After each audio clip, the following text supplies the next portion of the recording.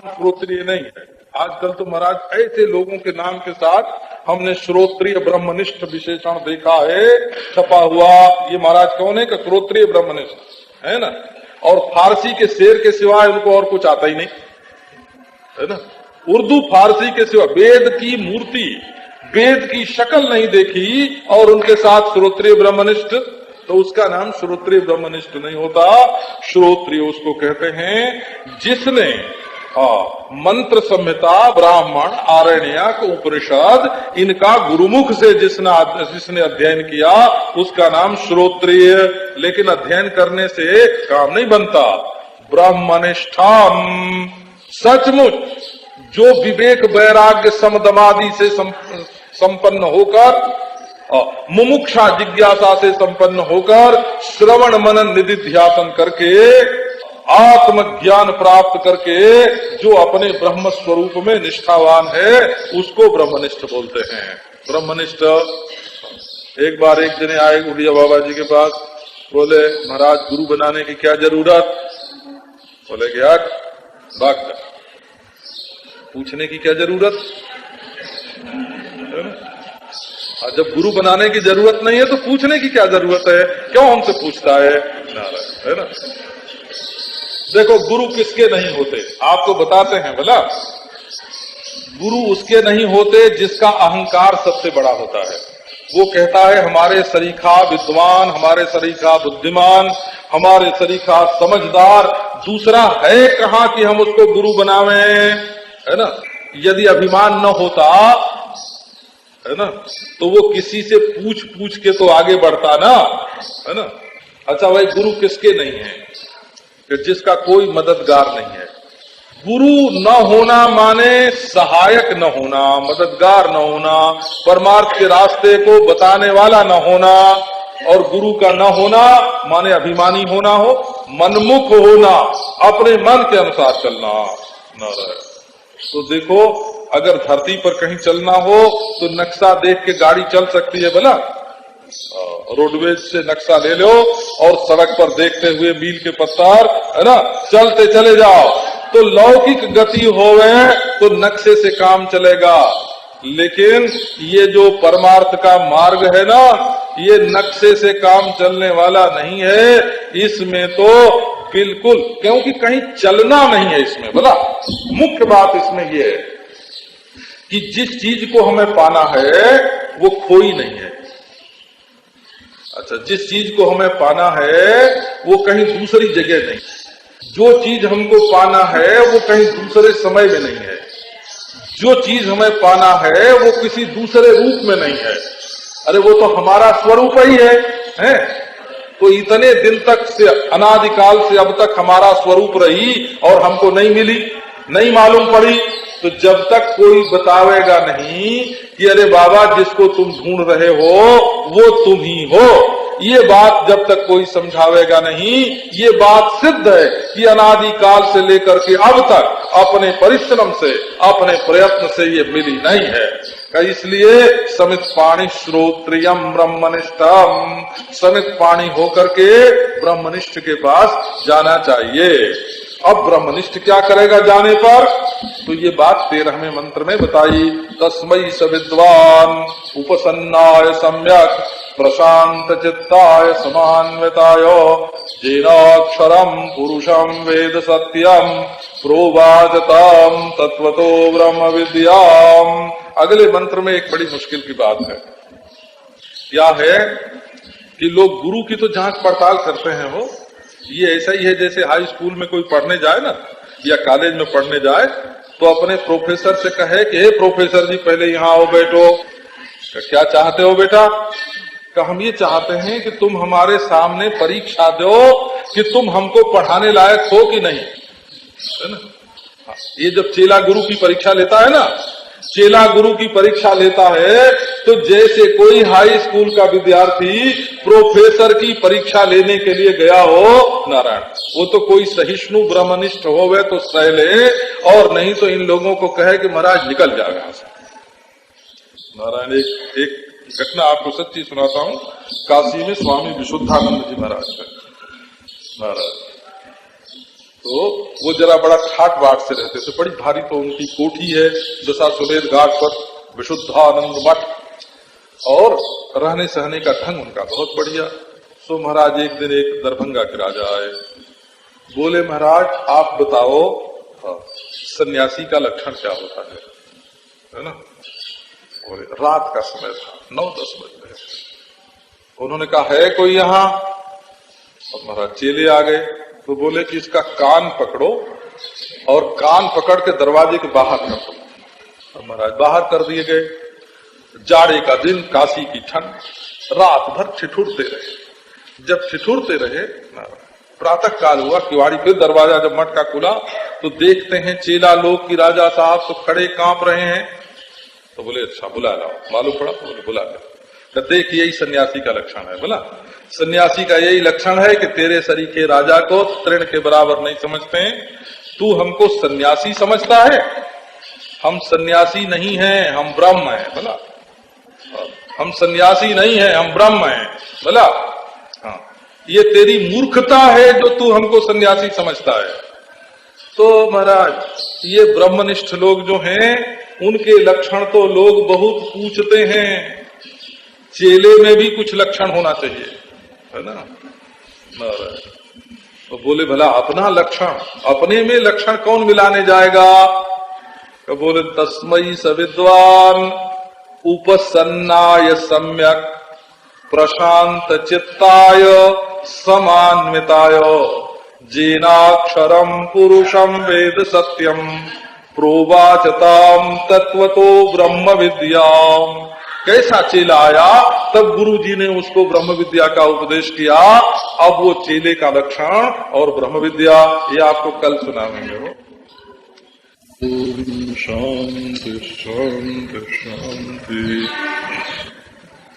परीक्ष्य लोकान कर्मचितान ब्राह्मणो निर्वेद मायात नास्त्य कृतः कृतेन तद्विज्ञानार्थम स गुरुमेवाभिगच्छेत् समित पाणि श्रोत्रियम ब्रह्मनिष्ठाम तस्मै सविद्वान उपसन्नाय सम्यक प्रशांत चित्ताय समान्विताय जेनाक्षरम पुरुषम वेद सत्यम प्रोवाचताम तत्वतो ब्रह्म विद्याम। अच्छा, अब आप परीक्ष लोकान कर्मचितान, इस पर एक बार और ध्यान दें। जैसे आगे चलते चलते कभी मुड़ के पीछे भी देख लेते हैं। इसको सिंहावलोकन न्याय बोलते हैं संस्कृत भाषा में। शेर चलता है और वो थोड़ी दूर जाने के बाद देखता है पीछे। आओ परीक्ष लोकान कर्मचितान पर थोड़ा विचार। ये जो वेदांत में कर्म की निंदा और ज्ञान की प्रशंसा सुनने में आती है,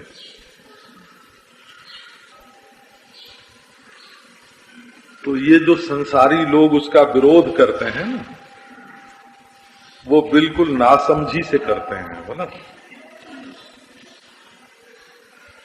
वेदांत में जो बात कही गई है वो बिल्कुल ठिकवा ठिकंत है।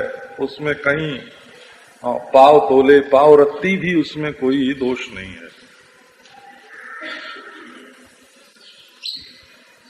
तो उसका विभाग है, उसको ठीक समझना चाहिए। एक आदमी आके हमसे पूछता है कि महाराज हमको मकान बनाना है, कैसे बने?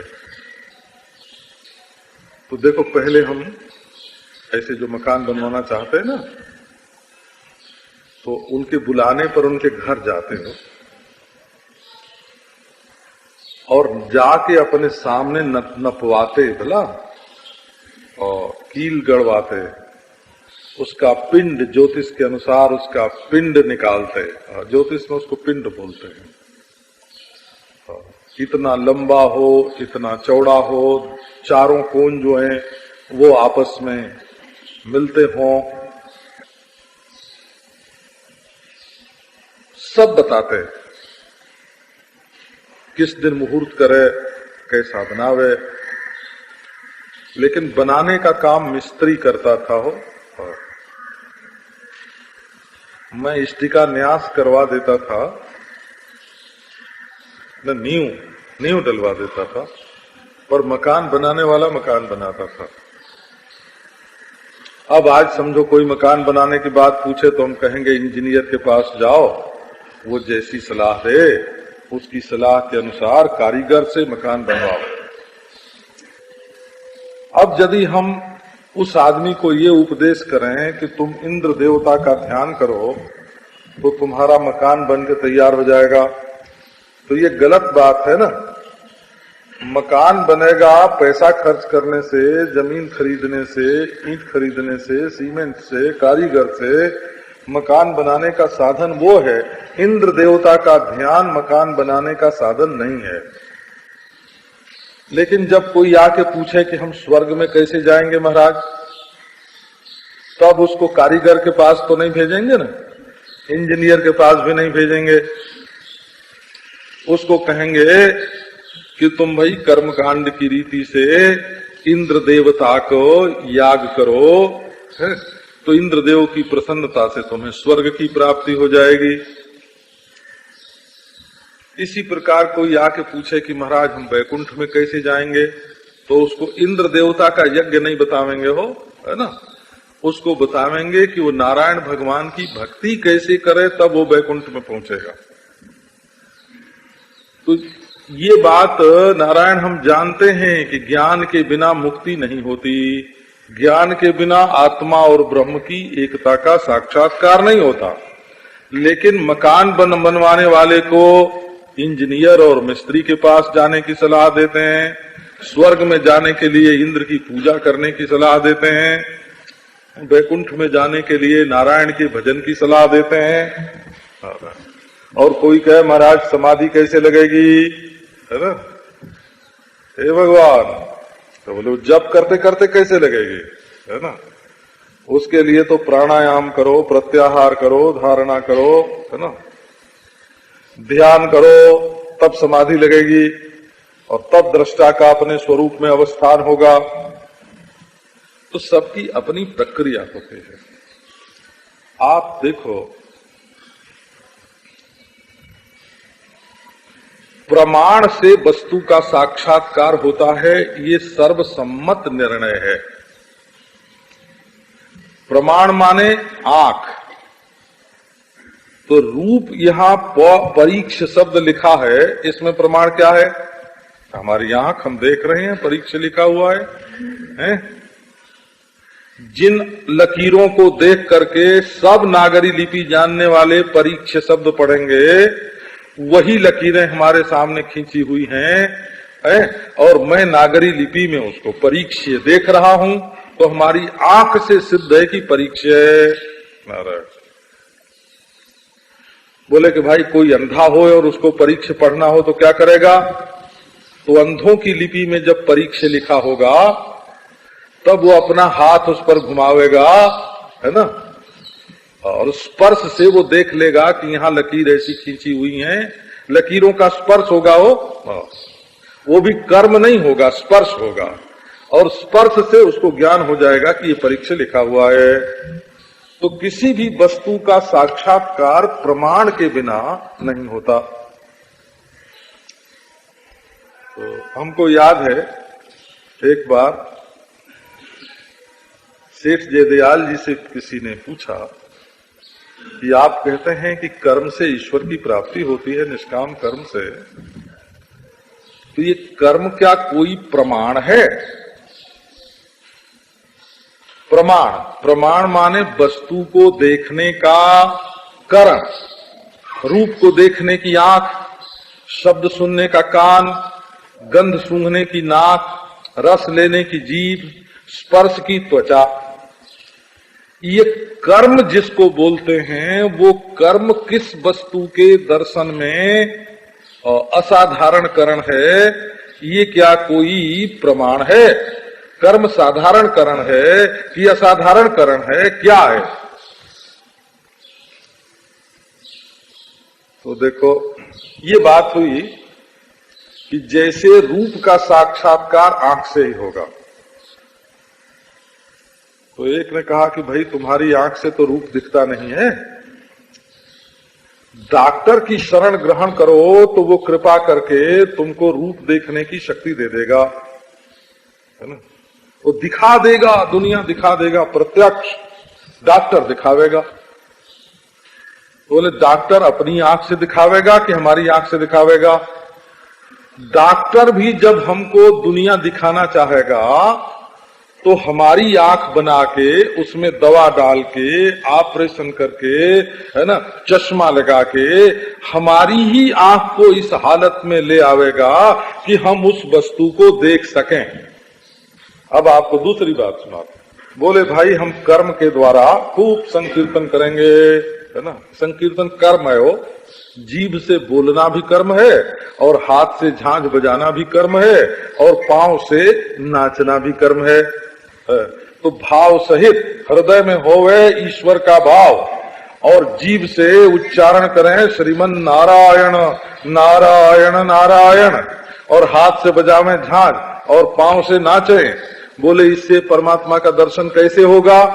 है तो बोले इससे होगा ईश्वर प्रसन्न, और प्रसन्न होके हमको परमात्मा का साक्षात्कार करावेगा। कब बिल्कुल ठीक है, पर हमको साक्षात्कार करावेगा ना, कहाँ हमको करावेगा? तो हमारी आंख से करावेगा, हमारे ज्ञान से करावेगा कि अपने ज्ञान से करावेगा? जब तक ईश्वर हमको ज्ञान नहीं देगा तब तक हम आत्मा और परमात्मा की एकता का साक्षात्कार कैसे कर सकेंगे? तो अंतिम बात तो ये हुई कि चाहे डॉक्टर के द्वारा बनाई हुई आंख होवे हैं, और चाहे बिना रोग की अपनी निरोग आंख होवे हैं, चीज जब दिखेगी तब अपनी आंख से दिखेगी, वो दूसरे की आंख से नहीं दिखेगी। तो बोले कर्म ज्ञान की प्राप्ति में साधन है, कैसे हैं? का अपने धर्म का अनुष्ठान करने से, निष्काम भाव से, उसकी कोई कीमत लोगे तो नहीं, निष्काम भाव से जब स्वधर्म का अनुष्ठान करोगे तो उससे ईश्वर प्रसन्न होगा, और ईश्वर प्रसन्न होकर के तुम्हारी आंख में जो मैल आ गई है ना, विषय वासना, देखो मैल क्या है, विषय वासना, उसको दूर कर देगा, और उसमें एकाग्रता, एक वस्तु के विचार की जो योग्यता है ना, ये शक्ति देगा। माने जैसे आंख में से मोतिया बिंद निकाल करके और उस पर चश्मा लगा दिया जाता है, इसी प्रकार ईश्वर हमारी बुद्धि में जो राग द्वेषादि रूप मोतिया बिंद हैं, इनको दूर करके, वासना को दूर करके, मैल को दूर करके, और उन पर एकाग्रता, श्रम दमादि संपत्ति रूप चश्मा जब हमको दे देगा, तब हम अपनी बुद्धि के द्वारा परमात्मा का ज्ञान प्राप्त करेंगे। ये बात निश्चित है बोला। जब तक एक तृण के साथ भी तुम्हारा द्वेष रहेगा तब तक तुमको ईश्वर की प्राप्ति नहीं होगी। द्वेष जो है, द्वेष, ये ईश्वर की प्राप्ति में सबसे बड़ा दोष है। तो परीक्ष लोकान कर्मचितान, आप कर्म से मकान बना सकते हो, आप कर्म से स्वर्ग प्राप्त कर सकते हो, आप कर्म से ज्ञान मिश्र कर्म से ब्रह्मलोक में जा सकते हो, आप कर्म से संसार में जितनी उन्नति होती है वो सब प्राप्त कर सकते हो। आप कर्म से समाधि लगा सकते हो, आप कर्म से ईश्वर को प्रसन्न कर सकते हो, ये सब कुछ ठीक है, लेकिन कर्म जो है वो प्रमाण रूप नहीं है। इसलिए कर्म आपकी बुद्धि को शुद्ध करेगा और उस बुद्धि के द्वारा परमात्मा का साक्षात्कार होगा। जब तक बुद्धि शुद्ध नहीं होगी तब तक परमात्मा का साक्षात्कार नहीं होगा। जैसे देखो, आपको कभी निशाना लगाना हो, है? तो आप दोनों तरह की शुद्धि कर लो। बंदूक से गोली मारनी हो ना किसी चीज पर, तो अगर आंख आपकी ठीक न बैठती हो, हाँ, तो एक दिन पहले से आंख में दवा डाल करके उसको साफ कर लो, है ना, ये ठीक है। और बंदूक में कोई मैल होए तो उसको भी साफ कर लो, बंदूक को भी। लेकिन बंदूक साफ होने से या आंख साफ होने से लक्ष्य भेद नहीं होगा। लक्ष्य भेद के लिए तो लक्ष्य पर दृष्टि पहुंचनी पड़ेगी। अगर लक्ष्य भेद पर लक्ष्य भेद के लिए लक्ष्य पर दृष्टि नहीं पहुंचेगी तो लक्ष्य भेद नहीं होगा। तो बंदूक साफ करना भी साधन है, आंख साफ करना भी साधन है, और वो लक्ष्य कहाँ है का ये भी साधन है।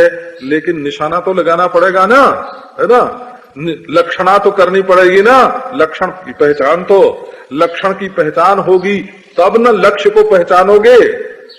तो लक्ष्य सत्यं ज्ञानम अनंतम ब्रह्म आदि ये लक्षण है। इस लक्ष्य से लक्ष्य, इस लक्षण से लक्ष्य की पहचान होती है। और नारायण महावाक्य जो है ना, ये तो गोला है, गोली है उस लक्ष्य को वेद करने के लिए। अप्रमत्तेन वेद्धव्यम सर्वतन्मयो भवेत्। तो कर्मचित जो लोग हैं उनको आपको एक दो बात सत्संग सुनाते हैं। एक बार एक महात्मा के पास गए। महात्मा लोग कितने सहिष्णु होते हैं ये बात आप, मैंने कोई बात ऐसी कही जो वैदिक लोग, ब्राह्मण लोग अपने मुंह से नहीं बोलते हैं।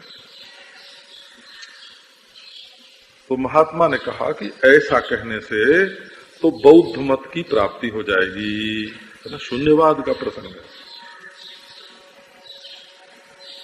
तो मैंने कहा कि देखो, हम सत्य के जिज्ञासु, हमें किस मत की प्राप्ति होगी इसकी कोई परवाह नहीं है। यदि बौद्ध मत सत्य होवे तो उसको हम स्वीकार करने के लिए तैयार हैं। आप तो हमारा जो प्रश्न है उसका उत्तर दीजिए, उसका समाधान कीजिए, है ना। और यदि इसका कोई समाधान न हो तो हमें मानना पड़ेगा कि बौद्ध मत सत्य है। बड़े ही प्रसन्न हुए हो, बड़े प्रसन्न हुए। बोले कि अच्छा, सत्य के प्रति तुम्हारी इतनी प्रीति, इतनी निष्ठा है।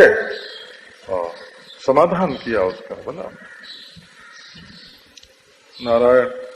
एक बार वो कोई प्रक्रिया बता रहे थे, कोई होगी आभासवाद, अवच्छेदवाद, एक जीववाद, अनेक जीववाद, प्रतिबिंबवाद, दृष्टि सृष्टिवाद, हजारों प्रक्रिया तो है। वेदांत में तो रोज नई प्रक्रिया। अपन तो रोज ही एक नया ढंग निकाल लेते हैं, बोला। क्योंकि चीज पहचानी हुई होए तो दाहिने से, बाएं से, सामने से, पीछे से कैसे भी निशाना जुड़ जाता है। हमने एक आदमी को देखा हो, आंख पर पट्टी बांध के बाण से निशाना लगाते, अपनी आंख से देखा, बोला। तो लोगों ने कहा कि इसमें चालाकी है, ये नाक के पास इसने थोड़ा बांधने के बाद भी खुला रख छोड़ा है ना। फिर हमने देखा नारायण कि वो हाथ अपना पीछे किया और धनुष बाण दूसरे ने उसके हाथ में पकड़ाया हो और पीछे की तरफ बाण मार के निशाना लगा देगा। नारायण अभ्यास था उसका, अभ्यास था। तो वो कोई प्रक्रिया सुना रहे थे महाराज। हमने कहा कि महाराज ये प्रक्रिया तो आपकी झूठी है, झूठ बोल रहे हो। तो बोले कि अच्छा तुम सच बोल के बताओ, हैं? तो ये नहीं बोले कि तुम हमको झूठा बोलते हो, है ना। देखो, किसी को झूठा कहना, किसी को झूठा कहना तो ये बड़ा भारी तिरस्कार है। ये कोई मामूली अपराध थोड़ी है। झूठा कहना तो बड़ा भारी तिरस्कार है। तो मैंने कहा कि आप तो झूठ बोलते हैं। तो बोले कि भाई तुम सच बोल के बताओ। अरे जीभ पर जब आवेगा तो वो झूठा हो गया, है ना। और झूठे को ही तो झूठा बोलते हैं। तो ये परमात्मा जो है ये वाणी का विषय नहीं होता, जो परम सत्य है वो तो अपना आत्मा है, वाणी का विषय नहीं होता। उसको समझाने के लिए 20 प्रकार की झूठी कल्पनाएं करनी पड़ती हैं, है ना। उनमें से एक मैंने झूठी कल्पना करके अगर तुमको ये बात समझाई तो क्या मुश्किल है। नारायण, ये देखो परमात्मा की बात आपको सुनाते हैं। तो कर्म जो है वो इस लोक में उन्नति का साधन है, इसमें कोई संदेह नहीं। आपके दुख मिटे और सुख मिले और बड़ी भारी प्रगति हो, उन्नति हो, बोला संपूर्ण विश्व में जैसे उन्नत देश हैं उससे भी आप ज्यादा उन्नत हो जाएं इस लोक में कर्म करके। नया स्वर्ग बना लें, जैसे वो विश्वामित्र ने बना दिया था ना, नया स्वर्ग बना दिया हो। किस राजा के लिए? त्रिशंकु के लिए। वो त्रिशंकु उल्टा लटका हुआ है ना, तो कर्मनाशा नदी बहती है ना उसके थूक से। वो त्रिशंकु है, उत्तर प्रदेश और बिहार की सीमा बनाने वाली नदी है कर्मनाशा, उसको कर्मनाशा बोलते हैं। अच्छा, तो आपको और सुनाते हैं। तो भले नया स्वर्ग बना लो, नया ब्रह्मलोक बना लो, लेकिन अगर आपको किताब पढ़नी है तो आंख चाहिए। बिना आंख के किताब नहीं पढ़ सकते। अगर किसी वस्तु को देखना है, समझना है, तो आपको बुद्धि चाहिए। वो भले समाधि से बुद्धि परिमार्जित होवे, ईश्वर भक्ति से बुद्धि परिमार्जित होवे, है ना, कर्म से उपासना से बुद्धि परिमार्जित होवे, लेकिन शुद्ध प्रज्ञा होनी चाहिए ज्ञान की प्राप्ति के लिए। इसलिए कर्मचितान लोकान परीक्ष्य, कर्म से जो लोक मिलते हैं उनका परीक्षण कर लो, खूब जांच पड़ताल कर लो। परीक्ष्य माने जांच पड़ताल करके। ब्राह्मणों निर्वेदमायात, ब्राह्मण को भी निर्विण होना चाहिए। निर्विण होने का अभिप्राय क्या है? ये निर्पूर्वक विद धातु वैराग्य के अर्थ में होती है? तो विरक्त होना चाहिए। अब विरक्त का अर्थ आप लोग ये नहीं समझ लेना कि नंगे हो जाना, लंगोटी पहन लेना, जंगल में जाना। ये जो संसार में तुम्हारा राग द्वेष हो रहा है ना, ये जो सौत को देख के जलन होती है, नारायण, ये जो सौतिया डाह है कि तुम्हारे मकान से ऊंचा किसी का मकान न हो, है ना, तुमसे ज्यादा किसी का पैसा न हो, तुम्हारे आगे ये स्त्री की मनोवृत्ति, औरत की मनोवृत्ति है हो, ये सौतिया डाह होना। तो बंबई की औरतें कहेंगी कि हमारा अपमान करते हो, हमारे अंदर सौतिया डाह होता है। नहीं भाई, तुम लोग पढ़ी लिखी शहर की स्त्री हो, संस्कारी सुशिक्षित, तुम्हारे मन में नहीं होता है ना, बहुत बढ़िया, धन्यवाद है, तुम्हारे मन में नहीं होता है ना, हम प्रशंसा करते हैं तुम्हारी। नारायण, ये जलन वाली जो मनोवृत्ति है ना, पुरुष के हृदय में होवे तो भी और स्त्री के हृदय में होवे तो भी, ये जलन वाली वृत्ति और प्रेम, ये दोनों एक साथ नहीं हो सकता हो। नारायण, एक ही तो दिल है और सो भी नन्हा सा है, एक ही तो दिलड़ी है बिचारी और सो भी है बड़ी नन्ही है, और उसी में कहो कि एक और आग जलेगी और एक और अमृत रखेंगे, है ना, एक और फूल खिलेगा और एक और आग जलावेंगे, एक और प्रेम का फूल खिले, है ना, एक और ज्ञान का फल लगे और एक और आग जलती रहे। ये महाराज आप जानते हैं, नारायण भगवान रहते हैं क्षीर सागर में, बोला वो गर्म नहीं ठंडा दूध है हो, और शेष सज्जा पर शंकर भगवान रहते हैं कैलाश पर्वत पर, हिमालय पर, है ना। नारायण, आग में तो, आग में रहने का तो अभ्यास न नारायण को है न शंकर को है ना। तुम अपने दिल में आग भी जलाना चाहते हो और अपने इष्ट देव को रखना चाहते हो, है ना, ये बात नहीं हो सकती। संसार का जो राग द्वेष है वो छोड़ना पड़ेगा। अब आपको दूसरी बात इसमें सुनाते हैं। निर्वेदम आयात, आयात का अर्थ है आए, आवे, बोला आयात है ना, आयात का अर्थ है आए।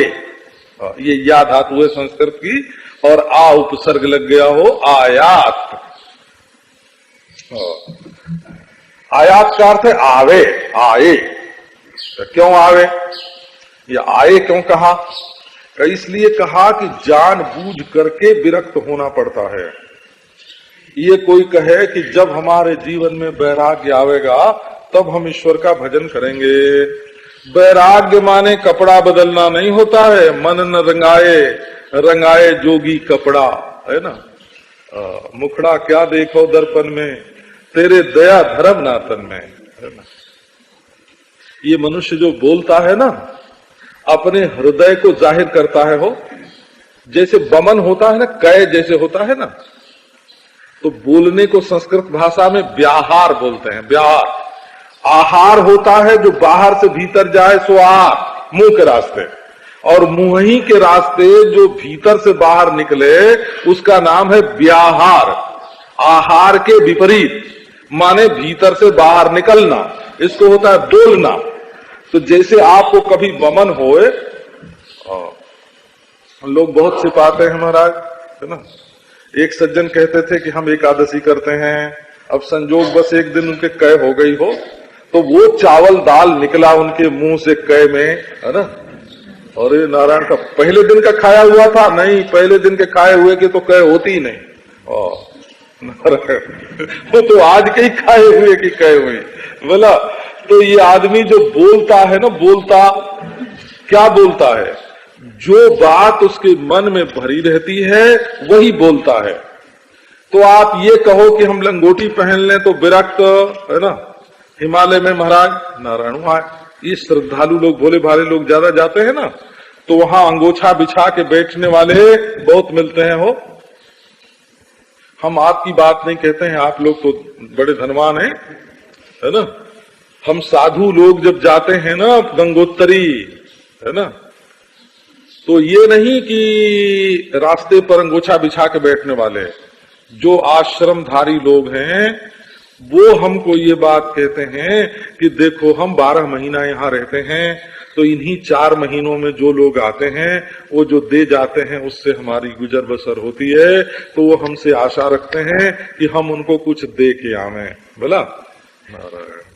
तो आशा और तृष्णा जो है ना ये चित्त में, ये जब घटे तब वैराग्य होवे। महाराज किसी को टाइटल दे दिया जाए कि ये कौन है, कि ये विरक्त शिरोमणि है ना, विरक्त धुरंधर, विरक्त धुरीण, विरक्तालंकार, नारायण, है ना। ये विरक्तालंकार, विरक्त धुरीण, है ना, और विरक्त शिरोमणि की टाइटल लगने से कोई विरक्त नहीं होता। ये वैराग्य विवेक पूर्वक क्या अर्थ है, क्या अनर्थ है, क्या सुख है, क्या दुख है, इसको जीवन में नारायण धारण करना पड़ता। राग द्वेष जो है ये माता पिता में से आते हैं, ये अपने पूर्व जन्म के संस्कार से आते हैं, बोला। और ये राग द्वेष अपने आप आते हैं, लेकिन राग द्वेष का मिटना अपने आप नहीं होता, उसके लिए साधन करना पड़ता है ना। काम वासना स्वयं आती है और ब्रह्मचर्य धारण करना पड़ता है, बोला। टट्टी पेशाब खुद आती है और यज्ञ जाग करना पड़ता है ना। तो वैराग्य जो है ये सद्गुण है, ये संपत्ति है, इसको जीवन में कोशिश करके इसको धारण करना पड़ता है। निर्वेद मायात नास्त्य कृतकृतेनो।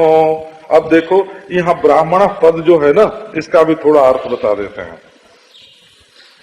ब्राह्मण तद विज्ञानार्थम स गुरुमेवाभिगच्छेत्। हे नारायण, तो ब्राह्मण माने वेद शास्त्र संपन्न, इतना अर्थ उसको। पहले ऐसा कोई ब्राह्मण नहीं होता था नारायण जो वेद शास्त्र संपन्न न हो। ये जाति इसलिए बनाई गई, ये वर्ण ही इसलिए बनाया गया कि जो हमारे ज्ञान का खजाना है उसको कंठस्थ रख करके उसकी रक्षा करे। ये जैसे सीमा की रक्षा के लिए जैसे सेना नियुक्त होती है, वैसे संस्कृति की रक्षा के लिए जिन लोगों की नियुक्ति की गई उनको ब्राह्मण बोलते हैं। हो बोले भाई पीढ़ी दर पीढ़ी ये काम करो, तुम पीढ़ी दर पीढ़ी करो, लेकिन वेद की रक्षा करो। आपको मालूम होगा पहले ये नियम था कि जब तक वेद पढ़ न ले, कम से कम एक वेद पढ़ न ले, तब तक ब्राह्मण का विवाह नहीं होता था। ये बात मनुस्मृति में वेदानधीप्य वेदौगा वेदम वापी जथाक्रमम अविप्लुत ब्रह्मचर्यो लक्षणीयाम स्त्रिय मुद्भवेत। मनुस्मृति में ये बात बिल्कुल साफ आई कि पहली बात तो ये कि 4 पढ़ो, 3 पढ़ो, 2 पढ़ो, 1 पढ़ो, लेकिन कम से कम अपनी शाखा का अध्ययन किए बिना विवाह मत करो। ये ब्राह्मणों के लिए पहले नियम था। एक शाखा कम से कम अपनी पढ़ लो। तो स्वाध्याय विधि का अनुष्ठान करके जिसने वेद का अपनी शाखा का अध्ययन कम से कम किए हुए है, सांग वेद का अध्ययन किए हुए है, वो ब्राह्मण। तो बोले भाई ब्राह्मण लोग तो स्वर्ग चाहेंगे, ब्रह्मलोक में जाएंगे कि नहीं? उसी ब्राह्मण को ये बात विवेक करके समझना चाहिए, नास्त्यकृतः कृतेन कृतेन कर्मणा अकृतः मोक्षो न सिद्ध्यति। मोक्ष नित्य है कि अनित्य? यदि कर्म से मोक्ष होवे तो अनित्य होगा। मोक्ष के बारे में आपको सुना मैं नारायण।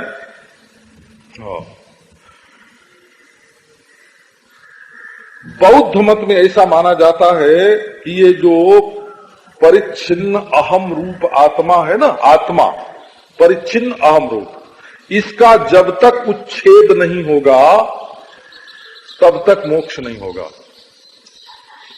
इस आत्मा का माने अहम का, परिच्छिन्न अहम का उच्छेद होने से मोक्ष होता है। ये बौद्ध मत है।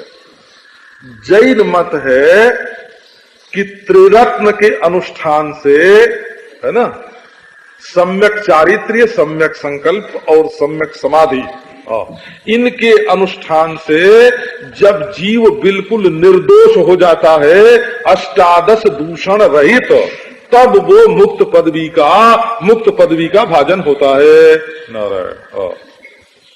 न्याय वैशेषिक में मानते हैं कि सप्त पदार्थी अथवा षोडश पदार्थी के ज्ञान से निःश्रेयस का अधिगम होता है।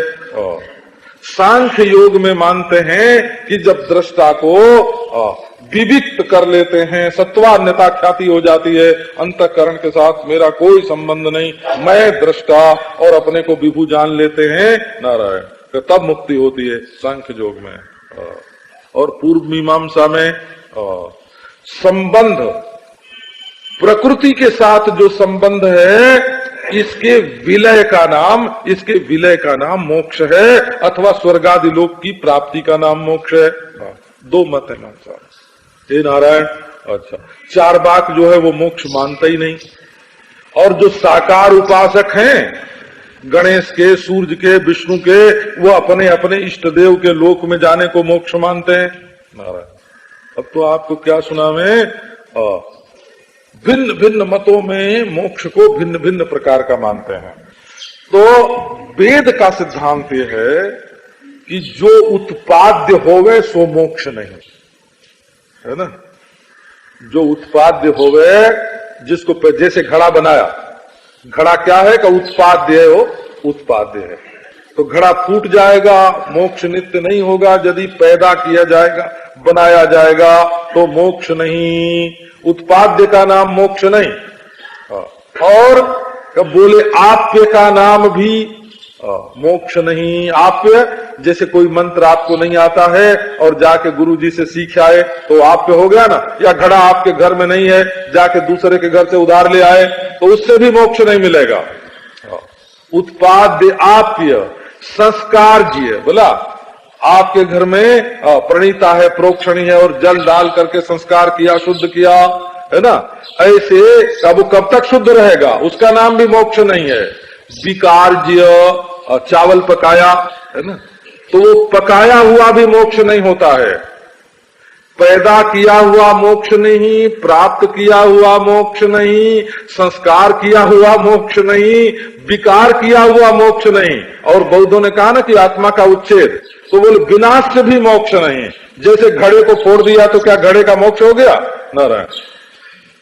तो उत्पाद्य, आपके विकारज, संस्कारज और विनाश्य, ये 5 विकार जिसमें लगे हुए हैं उसको मोक्ष नहीं कहते हैं। मोक्ष नाम की वस्तु स्वतः प्राप्त नित्य आत्मा का स्वरूप है। बोला तो बोले ये तो कृते न, कर्म से इसकी प्राप्ति नहीं हो सकती।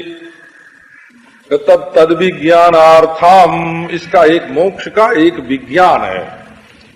मोक्ष के लिए क्रिया नहीं है, मोक्ष के लिए विज्ञान है। विज्ञान तो विज्ञान भी 2 तरह का होता है। वो एक अन्य विषयक विज्ञान और एक स्व विषयक विज्ञान। बोला स्व विज्ञान और अन्य विज्ञान।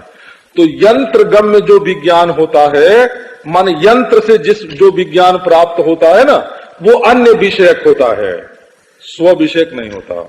बोले भाई मनोविज्ञान तो है, का मनोविज्ञान भी अन्य विषयक है, मन भी अन्य है। बोला तो स्थूल विषयक अन्य विज्ञान, सूक्ष्म विषयक अन्य विज्ञान है ना। सूक्ष्म से सूक्ष्म धातु हो, ये जो अणु होते हैं ना, इनको फोड़ करके शक्ति का साक्षात्कार करते हैं। अणु संयोजनात्मक विज्ञान, अणु वियोजनात्मक विज्ञान, ये विज्ञान जो बाह्य पदार्थों का होता है वो भिन्न भिन्न प्रकार का होता है। हमने देखा है पत्थर के टुकड़े में से एल्युमिनियम कैसे निकलता है, नारायण। ये कैसे जो है वो चीजों को तोड़ करके उसमें से भिन्न भिन्न प्रकार के रसायन निकालते हैं, नारायण। तो ये विज्ञान है। और एक मैं कौन हूं, ये विज्ञान है। बोला तो बाबा अकृत विज्ञानार्थ, जो चीज बनाने से नहीं मिलती स्वयं सिद्ध, तत् माने अकृत, वो जो अकृत है उसका विज्ञान प्राप्त करने के लिए गुरु मेवाभिगच्छेत्।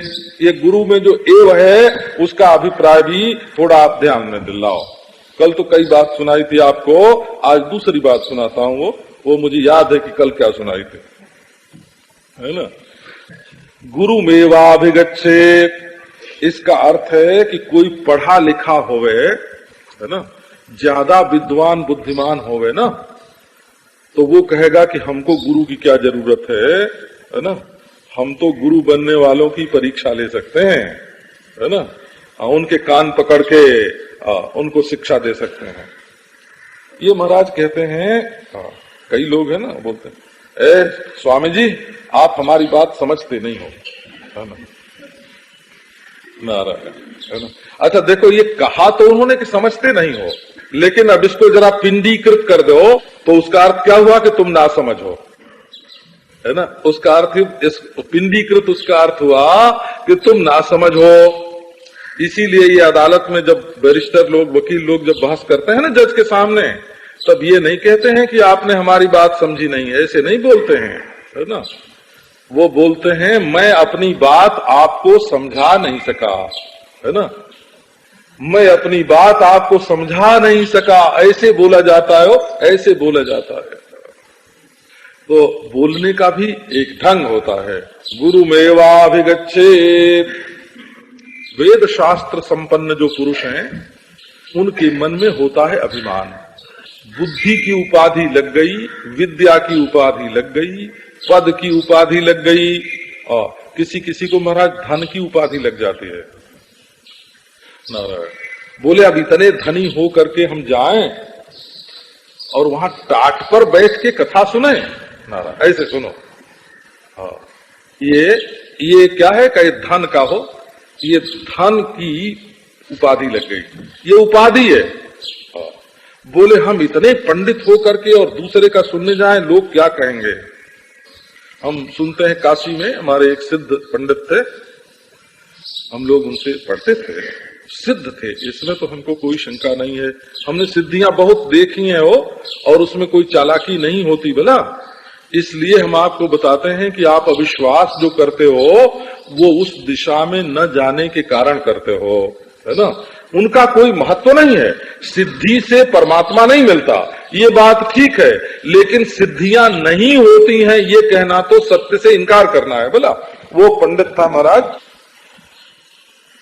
वो अनार की चौकी थी उसके पास, ये आक होता है ना, आक की बनी हुई चौकी थी उसके पास, और बैठता था। चाहे जिस शास्त्र की जो बात पूछो वो तुरंत उसका उत्तर देता था। पंडित था, पंडित, नाम था राम परीक्षण शास्त्री।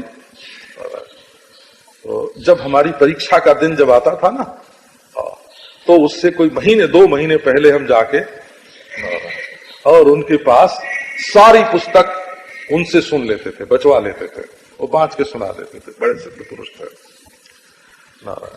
तो वो कहते थे कि काशी के बड़े बड़े विद्वान जब हमारे पास आते हैं, गोपीनाथ कविराज का नाम लेते थे, कि ये आते हैं तो सिर पर चदरा ढक के और कांख में पोथी दबा के और रात के समय आते हैं, है ना। हाँ, कि कोई देखे नहीं, है ना, कि कोई देखे नहीं कि इतने बड़े विद्वान होके पढ़ने जाते हैं, तो विद्वान में अभिमान होता है हो। हाँ।